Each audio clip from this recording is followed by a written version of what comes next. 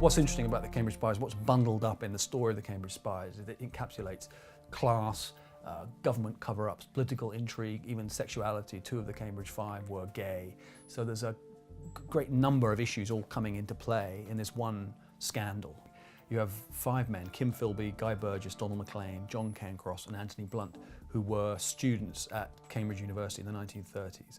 All five of them were rabid ideological communists, which was a completely normal thing to be in the 1930s, particularly for upper middle class men. And they were recruited at Cambridge by the NKVD, which then became the KGB, the Soviet Foreign Intelligence Service. And they infiltrated the upper echelons of the British establishment. So Burgess worked at the BBC, Blunt became the keeper of the King's, later the Queen's Pictures, which was a very high up position in the arts. Philby worked for MI6. He was tipped to be head of MI6.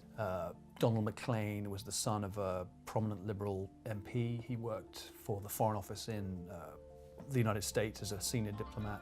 And John Cairncross worked at Bletchley Park in the era of Nazi code breaking.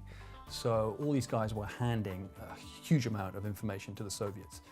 So when they were one by one exposed, it was a great trauma for both the British government and the intelligence services, but also for the public at large. The book came about because somebody saw an interview with me in an in-flight magazine. Her mother had been planning to write a biography of Anthony Blunt, one of the Cambridge Spies, but had never got around to it. She saw that I was a spy novelist. She got in contact through my website. She said, "Would you like this material?" I said, "Of course."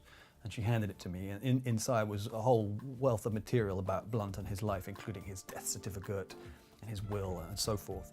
And I thought, what would happen if an academic, somebody who really knew this subject and who was well versed in all the various angles of it, came into contact with an archive of that type, but it may be a greater, more detailed archive, and inside that there was the clue to the identity of a sixth Cambridge spy.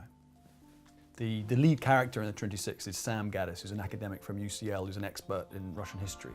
What's fun about writing spy novels where the hero is not a spy is that they aren't as resourceful and they can't call upon the expertise and the know-how that an MI6 officer could or an MI5 officer. They are ordinary men in extraordinary circumstances, and therefore there's a great deal more jeopardy, that much more can happen to them, and they are that much more isolated.